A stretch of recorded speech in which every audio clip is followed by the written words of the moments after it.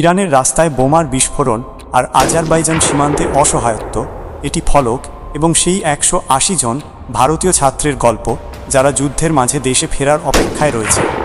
1.5 লাখ টাকা দিয়ে টিকিট কিনে ইরানের শহরগুলো থেকে বের হয়ে তারা আজারবাইজান সীমান্তে পৌঁছালেও গত 20 দিন ধরে সেখানেই আটকে আছে। অনেক ছাত্রের টিকিট বাতিল হয়ে গেছে, ফলে পুনরায় টিকিট কিনতে হয়েছে, কিন্তু পরিস্থিতির কোনো পরিবর্তন হয়নি। একবার ভেবে দেখুন তাদের পরিবারের ওপর দিয়ে কি যাচ্ছে।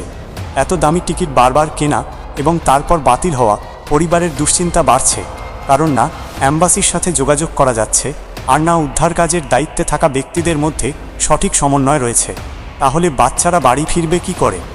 অন্যান্য সব দেশ আগেই তাদের ছাত্রদের সেখান থেকে বের করে নিয়েছে, কিন্তু এখন এদের টাকা ফুরিয়ে আসছে, কার্ড কাজ করছে না এবং খাবারের জন্য লড়াই করতে হচ্ছে। ছাত্ররা এক শহর থেকে অন্য শহরে ছুটতে বাধ্য হচ্ছে, পড়াশোনা লাটে উঠেছে এবং মানসিক অবস্থা ভেঙে পড়েছে। অথচ আজারবাইজান সীমান্ত পার হওয়ার অনুমতি মিলছে না। আজারবাইজান সরকারের সাথে কথা বলে বর্ডার ক্লিয়ারেন্সের ব্যবস্থা করে এবং বাচ্চারা ঘরে ফিরতে পারে।